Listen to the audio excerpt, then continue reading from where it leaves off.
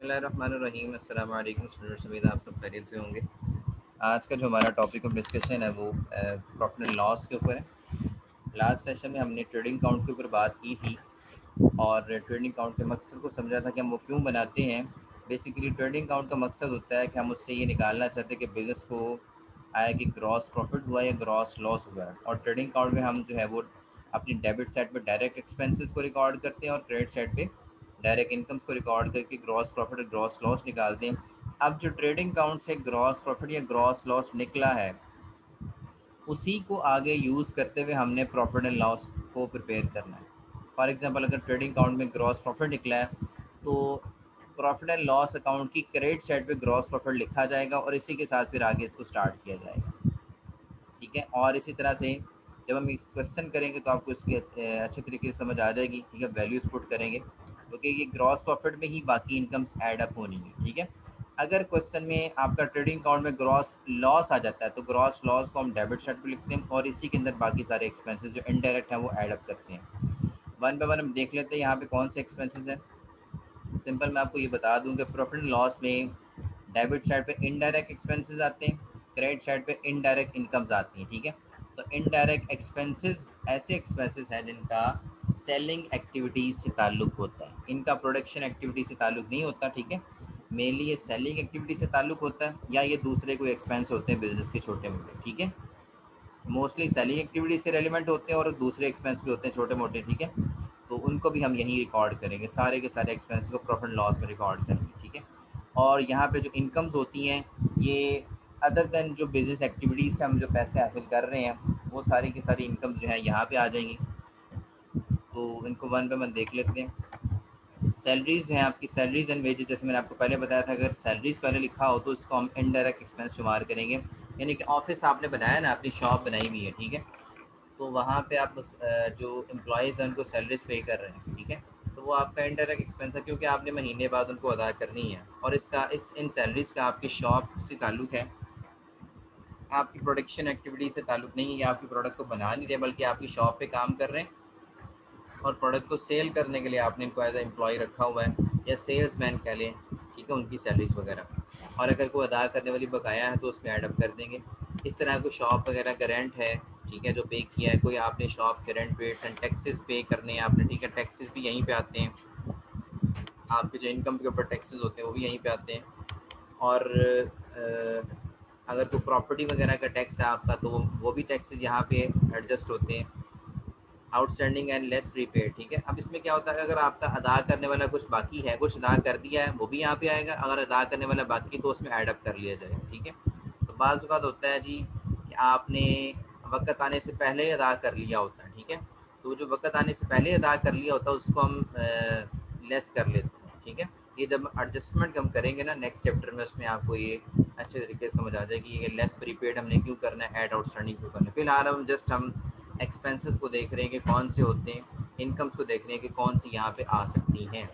उसके बाद discount allowed है। नॉर्मली आपको पता है कि आप अपने एक बिजनेसमैन दूसरे बिजनेसमैन को दे रहा होता है कि बिफोर टाइम अगर वो पेमेंट कर देता है तो उसको डिस्काउंट दिया जाता है। ठीक है, दो डिस्काउंट आप पढ़ चुके हैं, ट्रेड डिस्काउंट, कैश डिस्काउंट, वो एक्सपेंस है आपकी। कमीशन पेड और लाउड कमीशन आपने को पे किया है किसी को। ठीक है, आपने किसी से कोई काम करवाया होगा उसके बदले आपने कोई कमीशन पे किया है। ठीक है, या आपने जैसे कि वो एक कॉन्सेप्ट है कंसाइनमेंट का। ठीक है, आपने कोई बंदा हायर कर लिया, पैसा आपका है, चीज़ें आपकी हैं, सेल वो कर रहा जाएगा, वो सेल का आप उसको कमीशन दे रहे हैं कि भाई जितनी सेल करोगे 2% उसमें तुम्हारा है। ठीक है, वो भी आपका एक्सपेंस है। Insurance less prepaid and expired. ठीक है, ये बेसिकली एडजस्टमेंट है प्रीपेड की और अनएक्सपायर्ड की। ठीक है, प्रीपेड अगर आपने वक्त से पहले अदा की हुई है कुछ ज़्यादा, ठीक है, तो उसको हम लेस कर देंगे। बाकी इंश्योरेंस आपका इंडायरेक्ट एक्सपेंस है। रिपेयर्स एंड रिन्यूअल्स, आपने अपनी मशीनरी को रिपेयर एंड मेंटेनेंस करवा रहे हैं, रिन्यूअल करवा रहे हो, को पार्ट नया लगवा लिए, भी एक्सपेंस आपका रूटीन एक्सपेंस है। एडवर्टाइजमेंट एक्सपेंस, अपने प्रोडक्ट की मशहूरी करने के लिए आप एडवर्टाइजमेंट करवा रहे हैं, वो भी एक्सपेंस है। जनरल एक्सपेंस आपके छोटे मोटे रूटीन के जो बिजनेस के एक्सपेंस हो रहे होते हैं, ट्रेड एक्सपेंस हो गए, जनरल एक्सपेंस हो गए। ठीक है, तो उनके लिए हम ये हेड बोलते हैं जनरल एक्सपेंसेस का। ठीक है, उसके बाद ट्रेडिंग में जो आपकी छोटे मोटे एक्सपेंस हो रहे हैं ट्रेड करते हुए, उसके बाद सन्ड्री एक्सपेंस भी इसी तरह से है कि मतलब छोटे मोटे सारे एक्सपेंसेस को मिला के उन्होंने एक हेड बनाया होता है सन्ड्री एक्सपेंस का। ठीक है, जिस तरह सन्ड्री डेटर्स की बात करते हैं ना, उसी तरह सन्ड्री एक्सपेंसेस भी होते हैं कि छोटे मोटे सारे एक्सपेंसेस मिला के एक सन्ड्री एक्सपेंसेस का हेड बनाया होता है। लीगल एक्सपेंसेस, लीगल प्रैक्टिस, आपकी लीगल प्रैक्टिस अगर कुछ चल रही हैं या आपने कोई किसी की कंसल्टेशन ली है या आपका कोई केस चल रहा है तो आप वकील वगैरह को जो पैसे देने हैं, ठीक है, तो इस तरह की जो मामला अगर कुछ चल रहे हैं बिजनेस के, तो वो जो एक्सपेंस है वो लीगल एक्सपेंस इंडायरेक्ट में आएंगे। ट्रैवलिंग एक्सपेंस आपको पता है इंडायरेक्ट में आएंगे। ऑफिस के अंदर जो एक्सपेंस हो रहे हैं छोटे मोटे, ठीक है, ऑफिस के expenses. Carriage outward, carriage outward से मुराद क्या है कि आपने अपने सेलिंग पॉइंट से कस्टमर तक चीज़ पहुंचानी है, जो डिलीवरी एक्सपेंसेस भी इसको कह सकते हैं, ठीक है। एक होता है कैरेज इनवर्ड, कैरेज इनवर्ड होता है आपका डायरेक्ट एक्सपेंस। अगर कैरेज आउटवर्ड लिखा हो तो ये आपका इनडायरेक्ट एक्सपेंस है, ठीक है। ऑन सेल्स, आपने सेल पे अपनी चीज़ें कस्टमर के घर पहुँचा दी, डिलीवरी दे दी, ठीक है, तो ये कैरेज बेसिकली किराए को बोलते हैं, ठीक है। आउटवर्ड से मुराद ये होगा कि सेल के ऊपर, सेलिंग एक्टिविटी से रेलिवेंट है कैरेज। उसके बाद फ्रेट आउटवर्ड, ये भी सेलिंग एक्टिविटी से रेलिवेंट कराया है, ठीक है। प्रिंटिंग एंड स्टेशनरी, आप अपने ऑफिस में आप जो प्रिंटिंग वगैरह का खर्चा है या कुछ स्टेशनरी वगैरह इस्तेमाल कर रहे हैं उसका खर्चा है। पोस्टेज स्टैंप्स वगैरह होती हैं आपकी, आपने किसी को जैसे डाकिए के वगैरह को इस्तेमाल करते हैं, टेलीग्राम का इस्तेमाल करते हैं, टेलीफोन का, ठीक है। तो अब जब डाक के ज़रिए भी चीज़ें भिजवाते हैं तो स्टैंप्स वगैरह लगाते हैं ना उसके ऊपर, ठीक है, तो उनका खर्चा हो गया। टेलीग्राम का खर्चा या टेलीफोन का खर्चा भी जिसमें अगर हो रहा है तो सारे इंटरेक्ट में आएंगे। बैंक के कुछ चार्जेज़ हैं, ठीक है, बैंक की सर्विसेज अगर आप लेते हैं तो वो चार्जेस हो गए।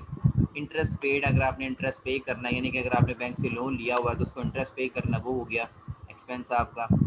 Interest on overdraft, current account के ऊपर आपने अगर एक्स्ट्रा पैसे निकलवाए हुए, ठीक है, ओवरड्राफ्ट बेसिकली होता है करंट अकाउंट के ऊपर। करंट अकाउंट जो आप बिजनेस में ओपन करते हैं किसी बैंक में, जिसमें ना प्रॉफिट ऐड होता है, ठीक है, ना आपके पैसे कम होते हैं, बस बैंक अपने चार्जेस काटते रहते हैं, ठीक है। तो बैंक में डिफरेंट किस्म के अकाउंट्स होते हैं, करंट अकाउंट है, सेविंग अकाउंट्स है, प्रॉफिट लॉस जो है वो, फिक्स डिपॉजिट अकाउंट भी होते हैं आपके, मुद्दती अकाउंट जिन्हें कहते हैं, लंबे अरसे के। तो ये बेसिकली फैसिलिटी होती है करंट अकाउंट के ऊपर, या आप जो है पैसे एक्स्ट्रा पैसे भी निकलवा सकते हैं, ओवरड्राफ्ट इसको कहते हैं। ये भी आपका एक, अब आप जितने पैसे एक्स्ट्रा निकलवाएंगे ना, बैंक उसके ऊपर आपसे इंटरेस्ट चार्ज करता है, ठीक है। फॉर एग्जांपल आपके अकाउंट की लिमिट थी 1 लाख रुपया, आप बैंक के चूँकि लॉयल कस्टमर हैं, ठीक है, बैंक आपके अकाउंट में 1 लाख ख़त्म हो गया, बैंक ने कहा जी आप 10,000 और निकलवा लें, ठीक है। आपने बैंक की जो एक्स्ट्रा उधार की फैसिलिटी थी उसको यूज़ किया, 10,000 एक्स्ट्रा निकलवा लिया। कुछ 10,000 आपने एक किस्म का लोन लिया ना छोटा सा बैंक से, उसके ऊपर बैंक इंटरेस्ट चार्ज करेगा, और जितने दिन तक आप वापस नहीं करेंगे उतने दिन का आप इंटरेस्ट पे करेंगे, उसको हम कहते हैं इंटरेस्ट ऑन ओवरड्राफ्ट। बहरहाल ये बैंकिंग की टर्म है, ये हमारे लिए एक्सपेंस है। इंटरेस्ट ऑन लोन, ठीक है, लोन के ऊपर जो आप इंटरेस्ट पे कर रहे हैं। इंटरेस्ट ऑन कैपिटल, कैपिटल के ऊपर जो आप इंटरेस्ट पे करेंगे मालिक को, जो आप बिजनेस और मालिक दो अलग अलग एंटिटीज़ हैं, ठीक है, दो अलग अलग हैसियत रखते हैं, वजूद रखते हैं, ठीक है। मालिक की अलग हैसियत है, बिजनेस की अलग हैसियत है। अब बिजनेस के ऊपर एक लायबिलिटी है, बिजनेस ने मालिक से पैसा लिया, ठीक है, मालिक ये सोचता है कि अगर मैं यही पैसा बिजनेस की बजाय मैं बैंक में रखवा देता तो बैंक मुझे उसके ऊपर इंटरेस्ट देता। अब मालिक की सोच वही है, मालिक ने कहा जी मैंने इसको बैंक में नहीं रखवाया, अगर मैं बैंक में रखवाता तो मुझे बैंक से इंटरेस्ट मिलता, लिहाजा अब मैंने बैंक में नहीं रखवाया, मैंने बिजनेस में इन्वेस्ट कर दिया, लिहाजा मेरा बिजनेस भी मुझे बैंक की तरह इंटरेस्ट दे। तो बिजनेस के ऊपर एक लायबिलिटी है कि जितना उसने कैपिटल लिया है मालिक से, उसके ऊपर मालिक को इंटरेस्ट पे करे। ये बिजनेस का एक्सपेंस होगा, मालिक के लिए उसकी अपनी इनकम होगी, ठीक है। ट्रैवलिंग कमीशन वगैरह हो सकता है, ठीक है, ट्रैवलिंग के हवाले से खर्चा है। Commission allowed to manager, managers को कमीशन टारगेट्स वगैरह प्रोवाइड किए जाते हैं कि भाई आपने इतनी सेल करनी है, ये टारगेट अचीव करना है, तो उसके ऊपर जो है ये खर्चा है, कमीशन दिया जाता है। डेप्रिसिएशन ऑफ एसेट्स है, एसेट्स वक्त के साथ साथ एसेट्स की वैल्यू में कमी आती जाती है, उस कमी को हम जो है डेप्रिसिएशन कहते हैं, ठीक है। उसके बाद हमारे बैड डेट्स हैं, ठीक है, जो कस्टमर्स को हमने चीज़ें सेल की होती हैं उधार पे, ठीक है, अगर उनका पैसा हमें वापस ना मिले, ठीक है, तो उनको हम क्या कहते हैं, पैसे हमारे मर गए, ये हमारा बैड डेट्स हो गया। उधार पे हम चीज़ें अक्सर सेल करते हैं ना कस्टमर्स को, तो बाज़ औक़ात हमारे वो पैसे मर जाते हैं, ठीक है, उनको हम फिर बैड डेट्स कहते हैं, हमें कस्टमर से नहीं मिल सकते बैड डेट्स, उनको बैड डेट्स से जानते हैं, उसको हमारे लिए एक्सपेंस है। प्रोविजन फॉर बैड डेट्स, ये वो एक्सपेंस होते हैं जिनके बारे में हमें खदशा होता है, हमने ये भी क्रेडिट सेल की हुई है, ठीक है। एक तो वो पैसे जो बिल्कुल मर के मिलने ही नहीं है, और एक वो पैसे जिनके बारे में हमें खदशा है कि ये शायद ना मिले।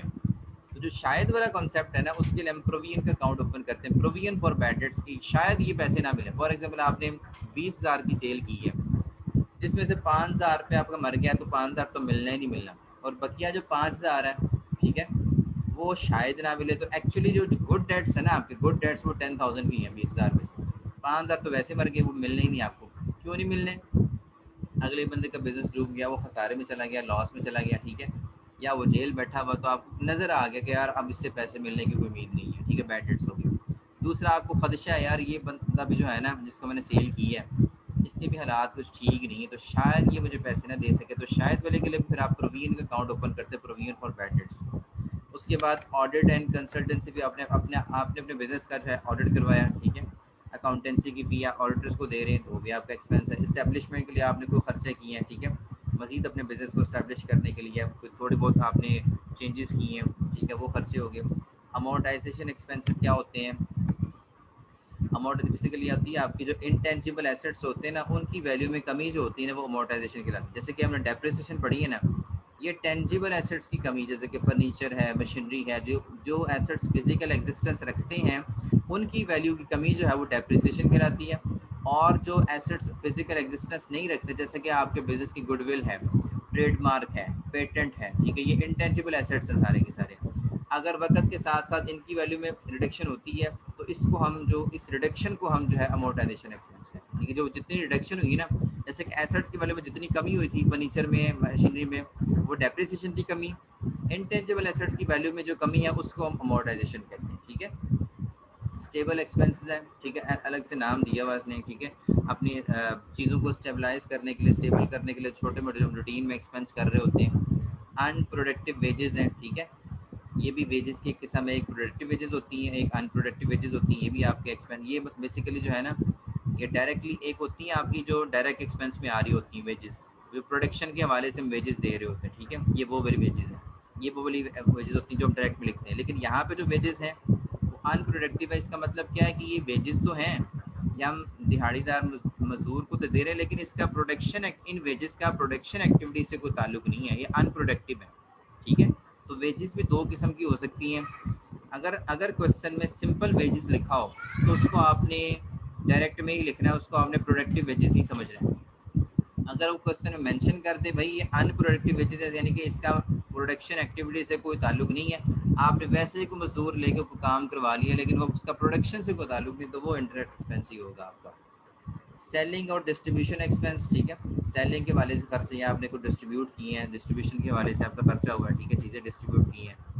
प्रोफेशनल एंड सर्विस एक्सपेंस, ठीक है, आपने किसी प्रोफेशनल्स की कुछ सर्विसेज ली हैं, ठीक है, प्रोफेशनल मतलब आपने कुछ टैक्स कंसल्टेंट के पास गए, या फिर आप जो है किसी लॉयर के पास चले गए, या फिर इवैल्यूएशन एक्सपर्ट के पास चले गए, ठीक है।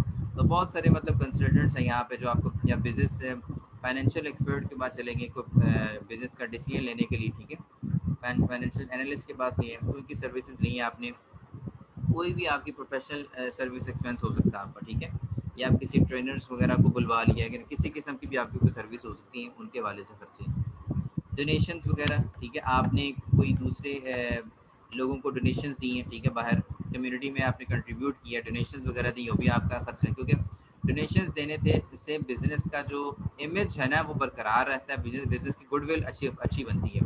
अब लोगों को पता हो जी कि ये फ़लाँ रोड पे जो सारे मतलब प्लांट्स लगाए हैं, ठीक है, फ़लाँ कंपनी ने लगाए हैं, या मतलब फ़लाँ कंपनी ने लोगों को मतलब जो है वो खाने का इंतज़ाम करती है, फ़लाँ कंपनी लोगों की मतलब जो है वो बच्चों की शादियाँ वगैरह, ठीक है, या उनके जो गरीब लोग जो हैं उनकी जो मुस्तहिक लोग हैं उनको जो है वो पैसे देती हैं, ठीक है, शादियों के खाने वगैरह, ठीक है, या उनका जहेज़ वगैरह का खर्चा, ठीक है, इस डिफरेंट किस्म की मतलब वजूहत हो सकती हैं।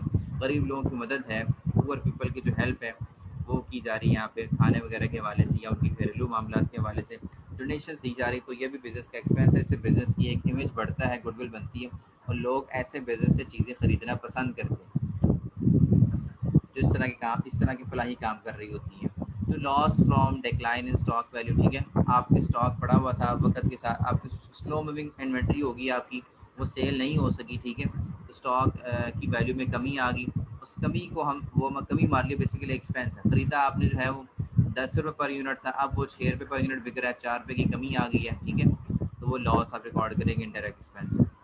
उसके बाद लॉस ड्यू टू फायर, चीज़ें जलने से जो आपका लॉस हो गया, ठीक है, आग लगने से आपकी कोई फैक्ट्री जल गई है, ठीक है, आग लगने से आपकी पूरी मशीनरी तबाह हो गई है।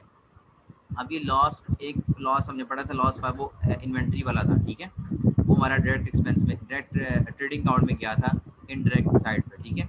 अब वो लॉस था इन्वेंट्री वाला, इन्वेंट्री जल गई थी। लेकिन यहाँ पे जो लॉस की बात की जा रही है ना, वो बेसिकली लॉस बड़े वाला लॉस है। ये कोई फैक्ट्री जल गई है आपकी, या फिर आपकी कोई पूरी मशीनरी जल गई, पूरा प्लांट आपका जल गया, ठीक है, तो ये वो वाला बिग लॉस है, ठीक है। तो ये इंडायरेक्ट एक्सपेंस में आएगा, ये इन्वेंट्री का नहीं खाली।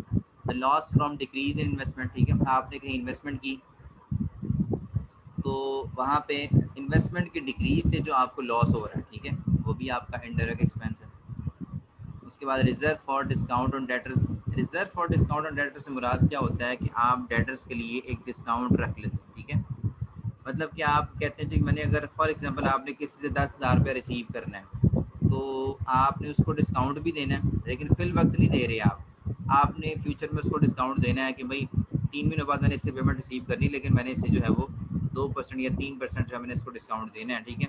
तो फ्यूचर में जो आपने डेटर को डिस्काउंट देना है, जो डिस्काउंट लाउड है, ये जो भी है, उसके लिए आप बिफोर टाइम जो है एक रिजर्व मेंटेन करें, ताकि आपके पास पैसे हों, आप फ्यूचर में उसको डिस्काउंट दे सकें, ठीक है। तो डेटर्स को डिस्काउंट देने के लिए भी हम रिजर्व मेंटेन कर लेते हैं, फिर उस रिजर्व में से पैसे निकाल के डिस्काउंट दिया जाता है। या उसको हम पैसे दिए तो नहीं जाते, एक्चुअली पैसे कम रिसीव किए जाते हैं, तो लेकिन हमने उसको अकाउंट यहाँ पे अपने अकाउंट्स में एडजस्ट तो करना ही होता है। तो हीटिंग एंड लाइटिंग एक्सपेंस है, ठीक है, आपकी शॉप वगैरह का या फिर जब सेलिंग पॉइंट है उसके हवाले से हीटिंग लाइटिंग एक्सपेंस ऑफिस का है। ट्रेड सब्सक्रिप्शन है, कुछ सब्सक्रिप्शन के हवाले से, ट्रेड सब्सक्रिप्शन के हवाले से हमारे एक्सपेंस है। तो ट्रेड यूनियंस बनी होती हैं आपकी, ठीक है, आप जैसे कि चैम्बर ऑफ कॉमर्स के अगर है वो रिप्रेजेंटेटिव हैं या मेंबर हैं, या इस तरह के और डिफरेंट ट्रेड यूनियंस के आप साथ आपके ताल्लुकात हैं, तो डिफरेंट सब्सक्रिप्शन आपको पे करनी पड़ सकती हैं। उसके बाद ये सारे के सारे आपके इंटरेक्ट एक्सपेंस जिनका प्रोडक्शन एक्टिविटीज से कहीं दूर दूर तक ताल्लुक नहीं था, ठीक है, ये आपके सारे इंटरेक्ट एक्सपेंस जो कि प्रॉफिट एंड लॉस में आएंगे। उसके बाद जो इंटरेक्ट इनकम्स हैं, डायरेक्ट इनकम कौन सी थी, जो कि आपकी सेल है, मेन रेवेन्यू बिजनेस का, वो आपकी डायरेक्ट इनकम है। सेल के अलावा जहाँ से भी आपको पैसा आ रहा है ना, ठीक है, वो आपकी इंटरेक्ट इनकम है, वो क्योंकि वो बिजनेस की मेन एक्टिविटी नहीं है, ठीक है, वो रूटीन एक्टिविटी जो मेन एक्टिविटी बिजनेस की वो रेवेन्यू है, सेल्स है, ठीक है, उससे जो पैसा आ रहा है वो डायरेक्ट है। उसके अलावा जहाँ जहाँ से पैसा आ रहा है वो आपके लिए इंटरेक्ट है, क्योंकि बिजनेस की वो अदर देन जो रूटीन एक्टिविटीज़ है। कमीशन कहीं से रिसीव कर लिया आपने, कहीं से डिस्काउंट रिसीव कर लिया, कहीं से आप वही डिस्काउंट फ्रॉम कैटरर्स आपने रिसीव किया, या डिस्काउंट उन चीज़ों को परचेज करते वक्त आपने फौरी तौर पर डिस्काउंट रिसीव किया मौके पे, ठीक है, या बाद में आपने जो उधार परचेज किया क्रेडिटर से बाद में डिस्काउंट रिसीव किया, जो भी डिस्काउंट तो है। रेंट आपने रिसीव किया अपनी, मतलब कोई आपने शॉप वगैरह किसी को दी है, या कोई घर वगैरह मकान दिया हुआ है, या फिर ऑफिस का जगह दी है, तो वहाँ से आपको रेंट रिसीव हो रहा है। कहीं आपने इन्वेस्टमेंट की है किसी बैंक वगैरह में, तो वहाँ से इंटरेस्ट रिसीव हो रहा है, इनकम है। कहीं आपने किसी कंपनी के शेयर्स खरीदे, वहाँ से आपको प्रॉफिट आ रहा है, डिविडेंड की सूरत में इनकम है। इंटरेस्ट ऑन ड्राइंग्स क्या है, हाँ, इस कॉन्सेप्ट को समझें। ड्राइंग्स बेसिकली क्या होती है कि मालिक, देखें, मालिक की सोच क्या है, मालिक ये सोचता था कि अगर मैं बैंक में जमा कराऊं पैसे तो मुझे बैंक से इंटरेस्ट मिलेगा, ठीक है, तो लिहाजा मालिक ने बैंक में जमा करवाने की बजाय बिजनेस में पैसा इन्वेस्ट किया कैपिटल की सूरत में। तो बिजनेस से भी वही तवक्को कर रहा था कि बिजनेस उसको उसकी इन्वेस्टमेंट के ऊपर इंटरेस्ट दे, जिसको हमने इंटरेस्ट ऑन कैपिटल पढ़ा था यहाँ पे। मालिक अगर बिजनेस से इंटरेस्ट ले सकता है अपने कैपिटल के ऊपर, ठीक है, तो बिजनेस भी उसके साथ उसी तरह से प्ले करेगा। अगर मालिक बिजनेस से कुछ पैसा वापस ले जाता है ना ड्राइंग्स की सूरत में, ठीक है, तो बिजनेस भी उससे फिर इंटरेस्ट तलब करता है। आपने अगर यहाँ से पैसा निकाला है, ठीक है, तो उसके ऊपर भी जैसे जब आपने पैसा इन्वेस्ट किया तो हमसे इंटरेस्ट रिसीव कर रहे, ठीक है। अगर आपने पैसा निकाला है, ड्राइंग्स की हैं, तो उसके ऊपर बिजनेस फिर इंटरेस्ट चार्ज करता है मालिक से, ठीक है। तो मालिक जितना पैसा विड्रॉ करेगा उसके ऊपर भी उसको इंटरेस्ट अदा करना पड़ेगा बिजनेस को, ठीक है। तो इस तरह से ये इंटरेस्ट ऑन ड्राइंग्स बनता है, ये बिजनेस के लिए इनकम है, क्योंकि मालिक ने अदा करना है बिजनेस को, ठीक है। उसके बाद रिजर्व और डिस्काउंट ऑन क्रेडिटर्स है, ठीक है, ये इसका रिजर्व हमारे लिए इनकम है बेसिकली, ठीक है। क्रेडिटर्स के अगर रिजर्व फॉर डेटर्स के लिए हो तो वो एक्सपेंस है, ठीक है, हमने देना होता है। और ये रिजर्व बेसिकली जो है हमने रिसीव करना होता है, ठीक है। डिस्काउंट ऑन डेटर्स ये हमारे लिए इनकम है। अक्रूड इनकम्स कोई इनकम ऐसे जो अभी रिसीव करने वाली हैं, यानी कि फॉर एग्जांपल रेंट रिसीव करने वाला है ना, अभी रिसीव नहीं हुआ, जो रिसीव करने वाला है वो भी इनकम है, जो रिसीव कर लिया वो भी इनकम है, दोनों ही यहाँ पे आएंगे। उसके बाद बैड डेट्स रिकवर्ड है, ठीक है। यहाँ पे हमने कॉन्सेप्ट पढ़ा था बैड डेट्स का, जो पैसे आपने क्रेडिट चीज़ें सेल की कस्टमर को, आपको लगता है कि अब कस्टमर से पैसे नहीं मिलेंगे, बैड डेट्स हो गए, पैसे मर गया, कि आपने उसको एक्सपेंस रिकॉर्ड कर लिया, अगर फ्यूचर में जाके कस्टमर से पैसे आपको मिल जाएं, ठीक है, यानी यही वाले पैसे बैड डेट्स वाले रिकवर हो जाए, तो फिर वो अब तो आपने उसको लॉस समझ के, एक्सपेंस समझ के एक्सपेंस चार्ट पे लिख लिया, अगर फ्यूचर में आपको पैसे रिकवर हो जाएं तो उन पैसों को फिर आप जो है वो क्या करेंगे, अपनी इनकम साइड पे लिखें, ठीक है। या तो उसको एक्सपेंस साइड पर एडजस्ट करें, बैड डेट्स यहाँ पे इसमें से माइनस करें, न्यू प्रोविजन क्रिएट करें, ठीक है। तो या फिर आप जो है वो इसको क्रेडिट साइड पर लिख दें बैड डेट्स रिकवर्ड करें, क्योंकि वो एक्सपेंस को रिड्यूस करना है, जो हमने पहले एक्सपेंस बना लिया था ना बैड डेट्स का, अब चूँकि बैड डेट हम पैसे जो मरे हुए पैसे मिल गए, तो लिहाजा हमें इस एक्सपेंस को ख़त्म करना है और इसको क्रेडिट साइड पर लिखना पड़ेगा। इस तरह provision for bad debts, credit balance, ठीक है, ये भी इसकी एडजस्टमेंट होती है, ठीक है। नेक्स्ट चैप्टर में इस एडजस्टमेंट को हम डिस्कस करेंगे कि प्रोविजन फॉर बैड डेट्स एक ओल्ड होती है हमारी और एक हमारी न्यू होती है, ठीक है। तो हमने इसको किस तरह से एडजस्ट करना है, ये एडजस्टमेंट वाले चैप्टर में जाके हम चीज़ें डिस्कस करेंगे। बहरहाल रॉयल्टी रिसीव की है आपने, जैसे कि रॉयल्टी पे कर सकते हैं, इस तरह रॉयल्टी रिसीव भी कर सकते हैं, ठीक है। रॉयल्टी अगर आपने पे करनी तो वो डायरेक्ट एक्सपेंस में आएगी, हमने ट्रेडिंग में पढ़ा था। अगर रॉयल्टी आपने रिसीव, फॉर एग्जांपल आपका ना, पहले तो हम किसी का नाम यूज़ कर रहे थे ना, अगर आपका नाम कोई यूज़ कर रहा है, ठीक है, तो आपको उसको आपको रॉयल्टी उससे मिलेगी, ठीक है।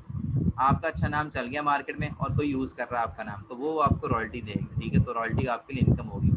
अप्रेंटिस प्रीमियम होता है आपका, इससे मुराद होता है कि फॉर एग्जांपल आपने अपने एम्प्लॉयज़ की ना ट्रेनिंग करवा रहे हैं, को वर्कशॉप्स करवा रहे हैं, ताकि एम्प्लॉयज़ को जो जॉब ड्यूटीज़ हैं देने से पहले उनकी एक दफ़ा प्रैक्टिस हो जाए, ठीक है।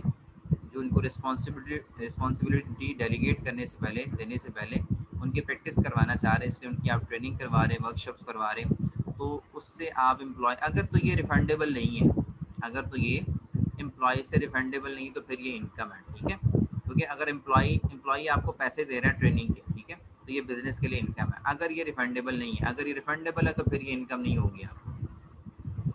उसके बाद bye interest receive on renewal of bill और रिटायरमेंट ऑफ बिल, ठीक है। बिल ऑफ एक्सचेंज का एक चैप्टर है, ठीक है, शायद आप में से किसी ने इसको पढ़ा हो।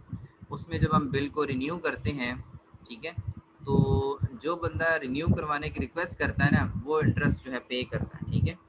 और जिससे रिक्वेस्ट की जा रही होती है, फॉर एग्जांपल इसमें इस तरह से होता है, अगर आपने फॉर एग्जांपल किसी को चीज़ें उधार पे सेल की हैं, ठीक है, तो उसको मज़ीद ट्रांजैक्शन को सिक्योर करने के लिए आप उसके ऊपर बिल ड्रा कर देते हैं, वो बिल को एक्सेप्ट करता है, साइन करता है, बिल आपको वापस कर देता है, फिर आपके पास एक तहरीरी सबूत होता है कि भाई इसने मुझे पेमेंट करनी कुछ महीनों बाद, ठीक है। अगर वो कुछ महीनों बाद आपसे कहता है जी मैं इस काबिल नहीं हूँ कि आपके वो बिल वाले पैसे अदा कर सकूँ जो आपने मुझ पर ड्रा किया था, वो आपसे रिक्वेस्ट करता है भाई 3 महीने की मुदत आपने पहले दी थी, अब 3 महीने की मुदत मजीद बढ़ा दें, ठीक है।